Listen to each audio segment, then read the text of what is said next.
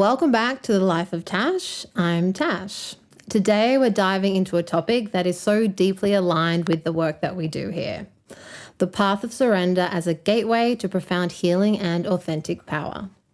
My guest today is Lynsey, who is a spiritual healer who specializes in Kundalini activation transmissions and transformational breathwork. With nearly 25 years as a nurse, Lynsey's journey is a beautiful testament to what it means to step into your true purpose. She is a guide for brave souls such as myself, seeking to heal trauma, find inner peace, and raise collective consciousness. Her work is a powerful reminder that sometimes the most transformative path is not one of force, but one of beautiful, courageous surrender. I'm so honored to have her here to share her wisdom with us today. Welcome, Lynsey. Thank you so much. I'm so happy to be here. Thank you. So your brand is all about transformation and living an authentic life. As a nurse for almost 25 years, you've dedicated your life to helping others. And so now you've transitioned into a kind of a healing modality of work. Can you talk about how that journey happened? Yeah, so that was completely unexpected. I was on my own healing journey, basically. So trying to heal from my own childhood trauma, which was sexual abuse as a child. And I got to, being 38 years old, ruining every relationship that I found myself in, and starting to realize that I was the problem. So I realized, if I don't do something now, if I don't change something now, then I'm just going to keep repeating these patterns for the rest of my life. So I sort of started off on this healing journey. And I was in Bali about 3.5 years ago now. And I ended up myself in a Kundalini activation. So at that time, I had never heard of Kundalini activation. I knew nothing about this modality. I actually was going to what I thought was a sound healing. It was at the Pyramids of Chi in Ubud. So I go to this sound healing, and it was a Kundalini activation. Wow. So in the session, the facilitator spoke about, maybe you'll experience some body sensations, some movement, some emotion, all of these things that can happen in a session. And they always say the same thing when you go to sound healing events. So I was like, oh yeah, I've been to these before. Like none of this has ever happened to me. And in that session, basically everything that could happen, that they say could happen, happened to me. So I had a huge emotional release. Basically, I cried for the whole hour. And I also, my whole body was like literally shaking, like coming off the floor, moving. It was like such an intense experience for me, and kind of blew my mind, obviously, because I never experienced or even seen anything like this before. And obviously with just energy, So it sort of unlocked something within me. And it unlocked a lot of emotion that had been repressed my whole life because I was very blocked off emotionally. That is how I coped with my trauma, was to just block any kind of emotion. So all of a sudden it was like the floodgates were opened. And basically after that session, actually in that session, I kind of received a message that I would do this one day.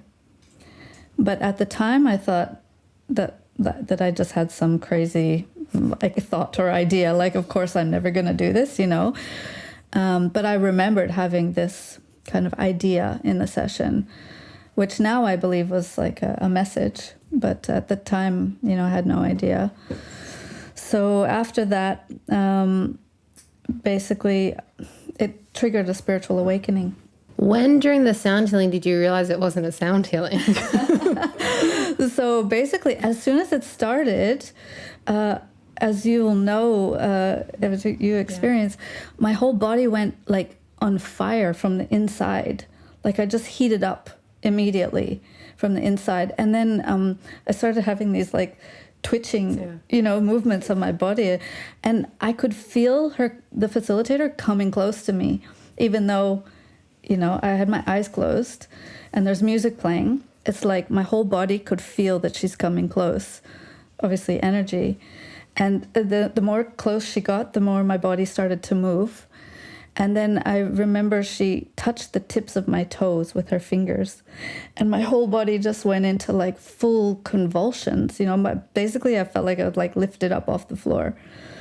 So it was like then I realized this is not a sound healing. Because I know even before my first session with you, it helped that someone actually explained what could happen. And I remember you said, look, some people just go into like a really deep relaxation the first time. I mean, I had like, the one thing I remember from the first session is I felt like and I've had this with like in sessions since, but it feels like electricity is coming out your arms and my hands, and it's so strong. And I remember I didn't know what to do with my hands, and you kind of just put my arms out because I was like, what do I do? It was like I felt like I could shoot electricity out of my hands or something.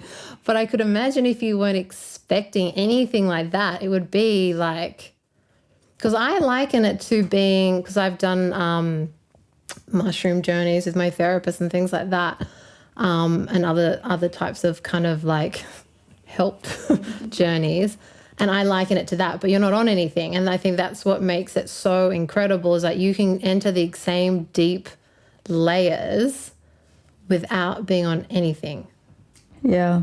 And a lot of people do say that they experience it's almost like a plant medicine journey.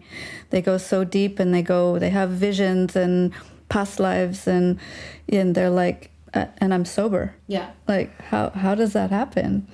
So it is really surreal. And yeah, for me, imagine knowing nothing about this.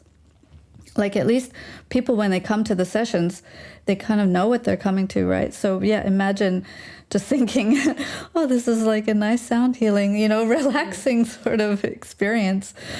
And then all of this stuff happening in the session. And yeah, so yeah, it was a very shocking experience. And I think I left there completely like shocked and was a bit blown away. I didn't know how to even process that.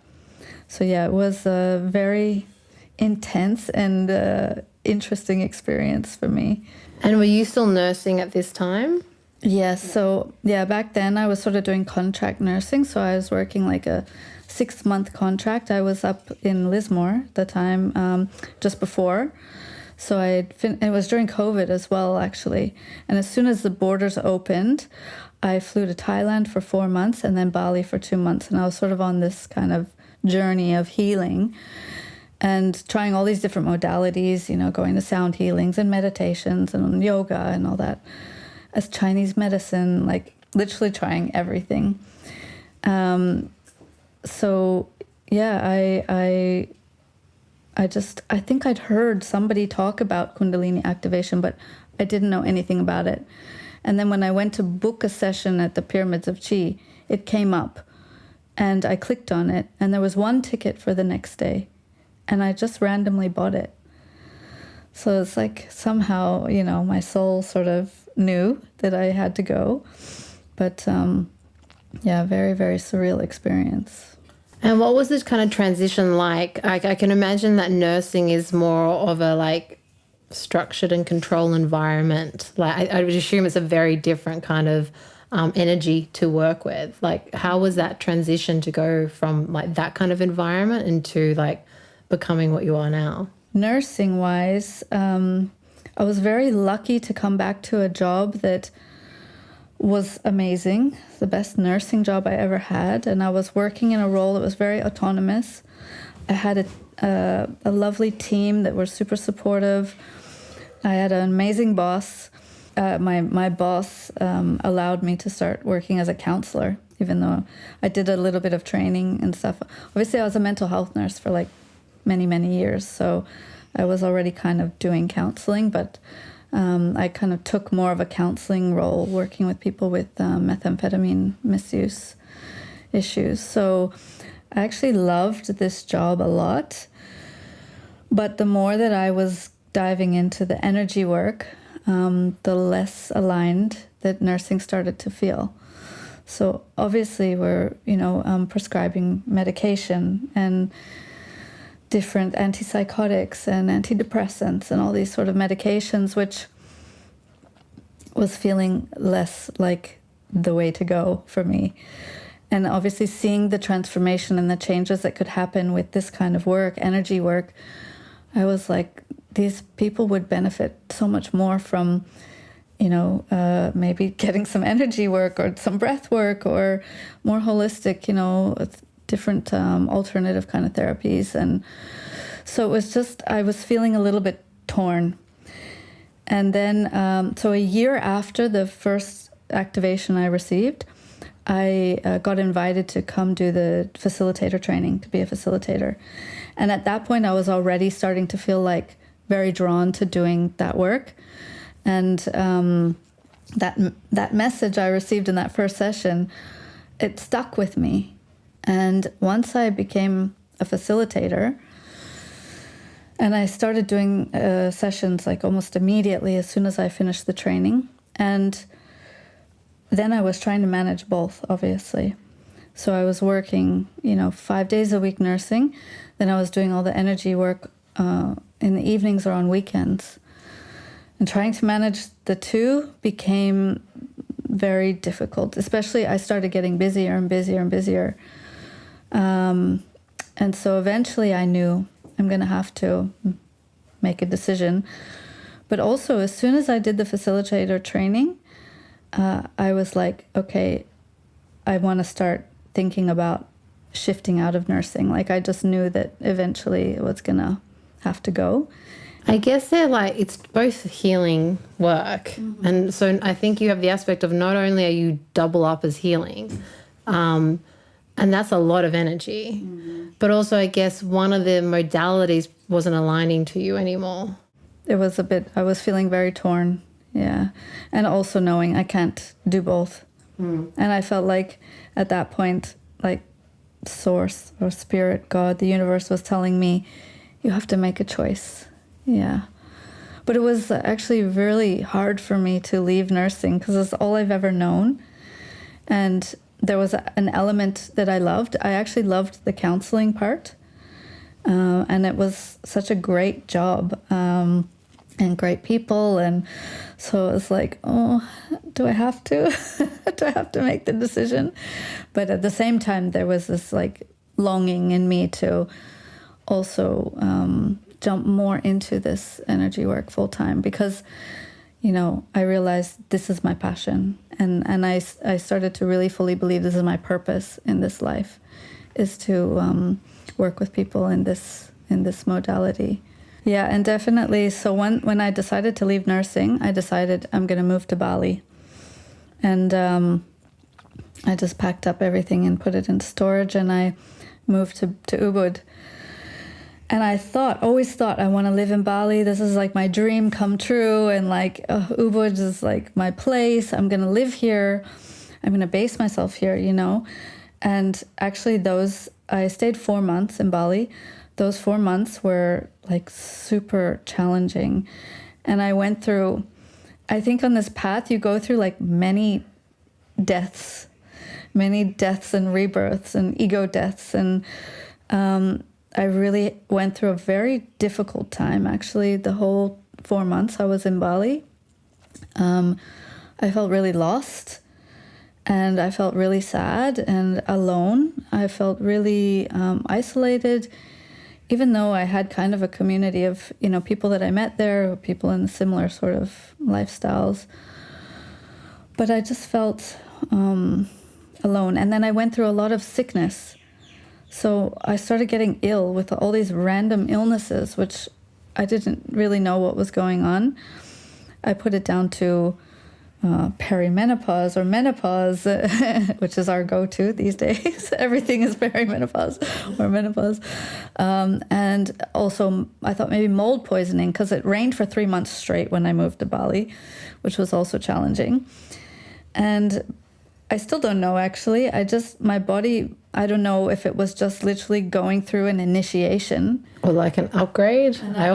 There's actually a really funny thing on Instagram my friend sent me. There's like a girl in bed. Have you seen it? And she's got like a cold. And her boyfriend's like, would you like some cough medicine? She's like, no. I'm just going through an energetic upgrade. And I'm like, that's so us. I laughed at that as well because it is so true. It's like every time you get sick, you're like, this is an upgrade. Yeah, I'm going through an upgrade now. But I really feel that. Yeah. That every physical thing that happens to us now is actually literally our body kind of like shedding something, making room for, an upgrade, something new, like a new frequency to be able to come in. So, yes. Just for people who don't know what Kundalini is or haven't experienced it, I think it would be a very hard thing to describe, but how would you describe it to someone who like has no idea what the hell Kundalini activation is? Yeah, it is. It is hard to describe, but basically Kundalini, the word Kundalini means like your life force energy. So every single human has life force energy, Kundalini energy. It's also known as like chi or prana. So there's different terms. Kundalini is the like feminine, it's the feminine life force, the Shakti energy. And what a Kundalini activation is waking up that life force energy. So in most people, this energy is like asleep. It's like dormant.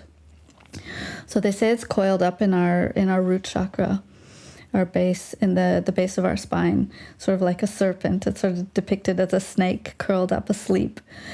And when we wake up this energy in a way, it starts moving up this central energy channel that we have. And as it's moving up this energy channel, it's clearing away trauma, it's clearing away blockages, repressed emotion, also like conditioning, programming, all of the things that we're told, when we're a child or, when we're growing up from our parents or from our culture or religion, all these sort of things that we're taught to believe or to that is truth. It's not necessarily our soul's truth. So these things can start to kind of, the beliefs, the patterning, the conditioning, the trauma, it starts to be sort of cleared out of our system by this energy in a way. So it's sort of a return to truth, a return to your truth. A lot of people are trying to wake this energy up by doing more masculine practices. Like when I say masculine, the path of doing.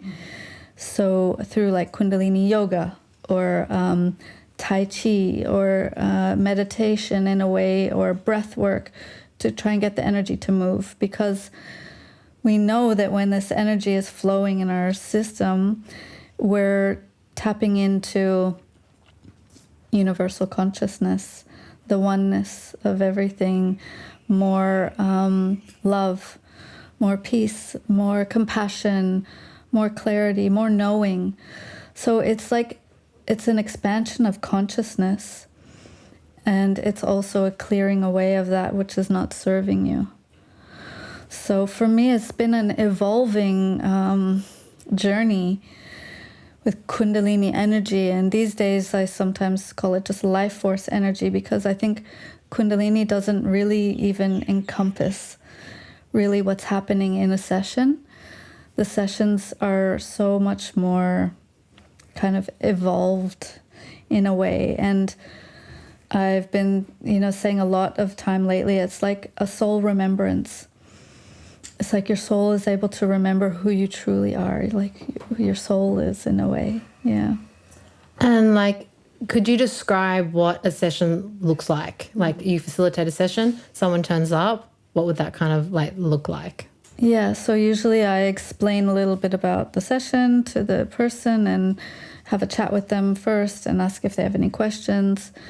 And then what a session involves really is just the person laying down, closing their eyes and surrendering and allowing the energy to just meet them where they're at. So I play music for 1 hour. Yeah, they just have to lie down with their eyes closed.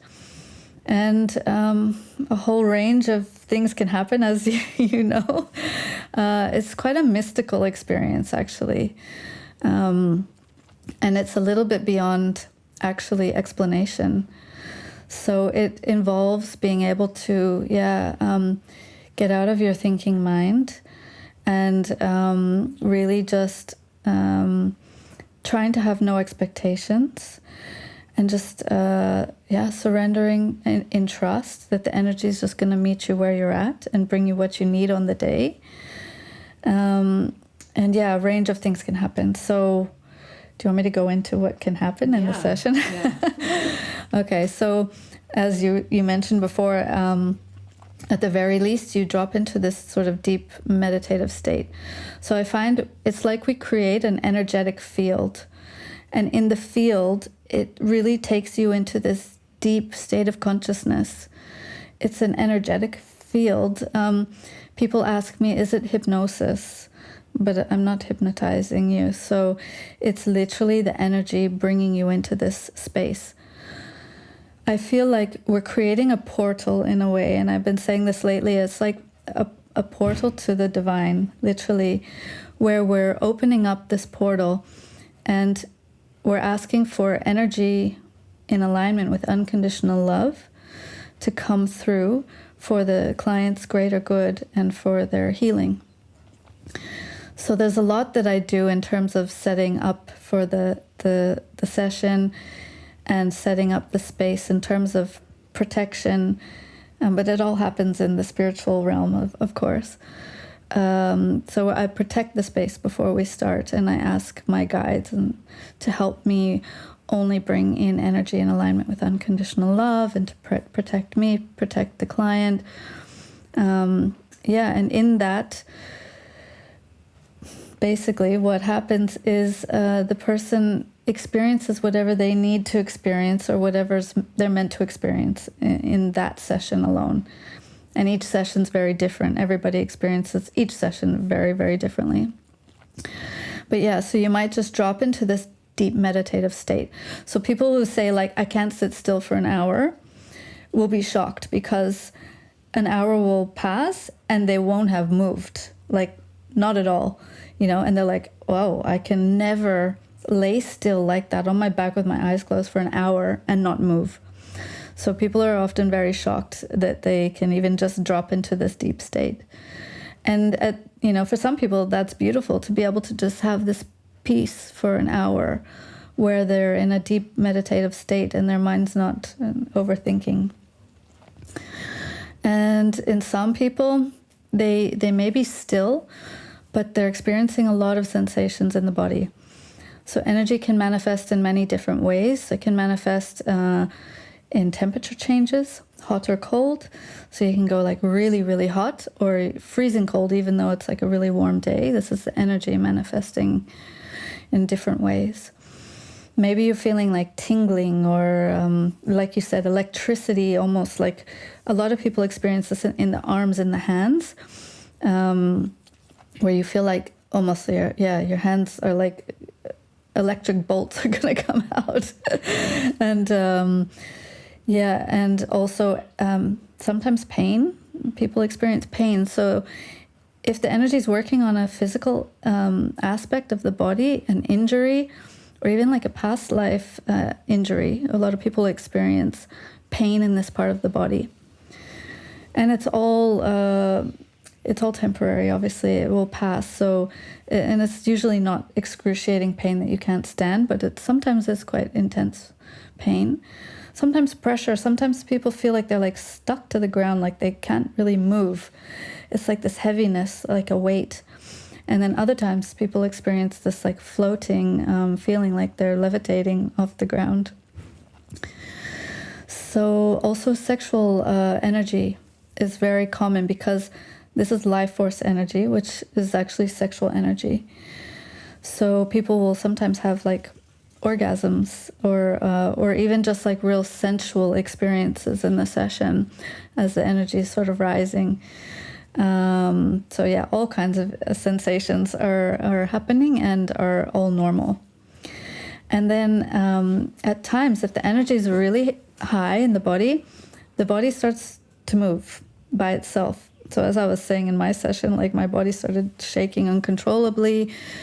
It feels quite weird at the beginning when you've never experienced this kind of involuntary movement, basically. So I always say to surrender and allow the energy to move through you. It's literally the energy clearing away blockages and trauma, and it's like a rewiring and an unwinding at the same time. It's a purification, basically, of the system. So people will start moving their hands. As you know, the hands often will go out or start floating up above their sides, which feels weird. Some people will just have their hands up the whole time. But the body movements can be very intense as well, like kind of jerking or like kind of cramping feelings. Some people will sit up, and some people will literally be like shaking all over the place.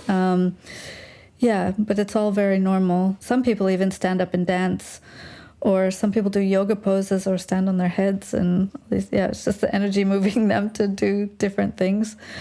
And then obviously emotion. So we store so much repressed emotion in our body, trauma, things that we haven't processed or dealt with. The body keeps the score. So the body's holding on to this emotion, and when the energy is moving through, it literally will release the emotion. So people will start to cry, people will start to laugh, sometimes laughing hysterically. Sometimes people will scream. Sometimes people will vocalize noises, sounds, like all these sorts of things. It's literally like a release or a purging of whatever is stuck in the body in a way and not serving. So it's really beautiful to experience a really cathartic emotional release like this.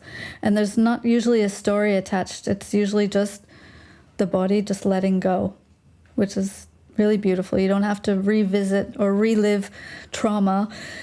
Your body can just process it and let it go just instantly like that, which is really beautiful. And I think that's like been a big lesson with my studies this year with somatic practicing, is you don't need to go into trauma to release it. Like our body holds stuff and you can release them through like body-mind modalities. Mm-hmm. And it's so powerful because I think especially, I mean, I am someone, like I have a psychotherapist who is my godsend. So I am someone who comes from like traditionally a talk-based background. Mm-hmm. But I now realize like the importance of somatics to actually release things. So I think a lot of people, if they are from that kind of talk-based therapy background, it's hard to kind of comprehend unless you've experienced it. And this year, through being also coached by someone else somatically, and like with you and with other healers, like the amount of release I get through those experiences is so big. And I think another thing, like all my sessions with you,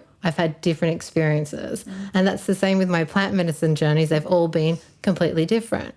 And like I can remember like the first one, I had like past lives and my mum come through in it, that real like oneness with the universe. I know I had one where I was sobbing and I had a real heart opening, like it was just crazy. And even the last one, I remember something I've always really struggled with in my somatic practices is sound. Like even when I'm doing somatic practices and they're like, okay, now release the felt, sense and sound. I'm like, like all I can do is breathe louder. And then like our last session, I produced so much sound, which for me, like, I think if it was anyone else, they might have seen it like, oh yeah, she's like making sound. But for me, it was actually huge because I don't make sound. And I'm someone who has Hashimoto's, which is my throat chakra. And so there's obviously, I have blockages around sound. And it's just like, I don't need to know like I've come to the realization that I don't need to know what I'm releasing. Like we think we need to know, but it's like, I actually don't need to know. And I remember I had a very somatic experience the last session we had because of all the somatic work. I'm like, I'm not thinking anything. I'm not even going to connect with past lives and so on. I am literally going to say to my body, it's over to you, and have a completely somatic experience. And so it was very different even from all the other ones I've had. But yeah, I think it's something you really have to experience to understand. Otherwise, people probably just like half the time think you're crazy. Yeah, I know so many people that have seen videos and they're like, that's bullshit. Yeah. They don't believe it. You know, which I guess if I had seen it myself before going, maybe I would have been like, skeptical as well. But yeah, it is something I think you have to experience to believe or to understand how powerful it actually really can be.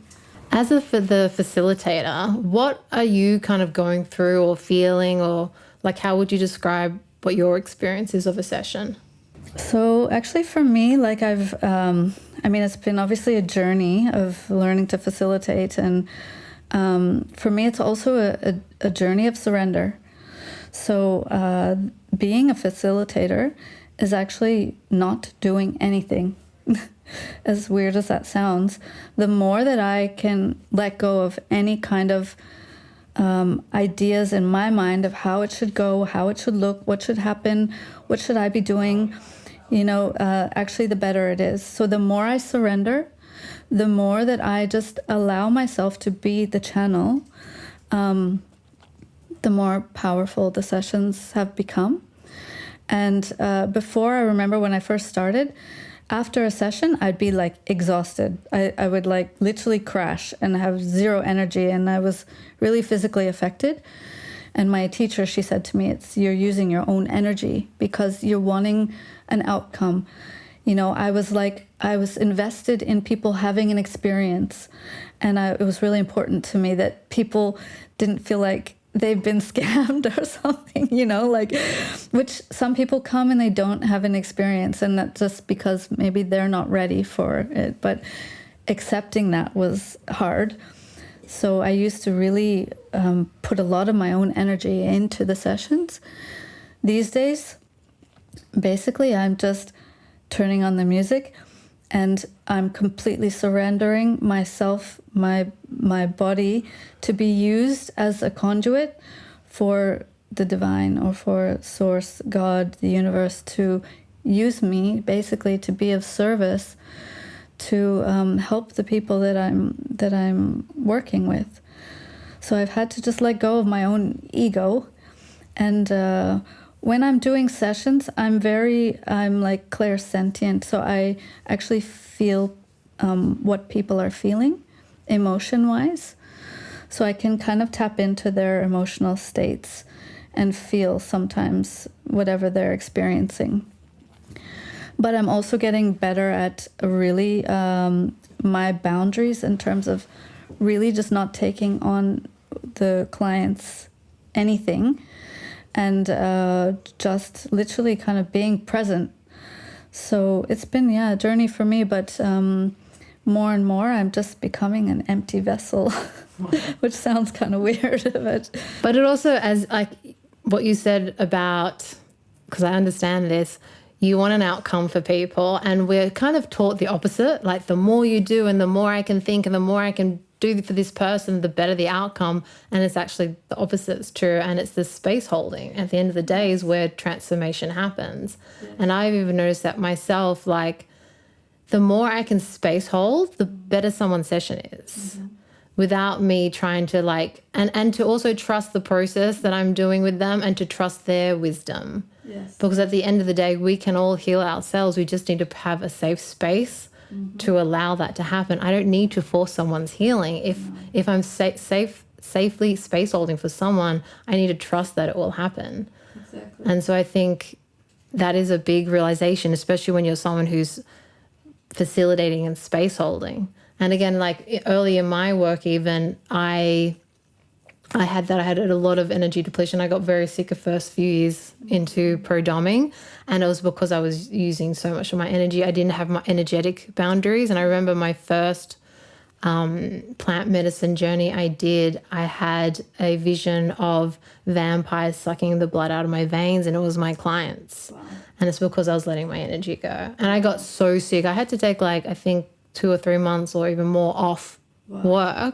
I ended up in hospital. That's when I had tonsillitis, which I'd never had before in my life, completely sick. And they're like, you have to do a week at home in bed rest. And I'm like, oh, I have a client booked tomorrow. And no, you don't, you better. And I was still in hospital. I hadn't canceled the client because I'm like, I'm going to be able to do the client. And I was like, oh, fuck, wow. I can't. I'm not getting this. And I think a lot of energy, a lot of people I've met who've worked with energy, like either Tantra people or similar profession to me, a lot of people have had crashes a couple of years into it. Yeah.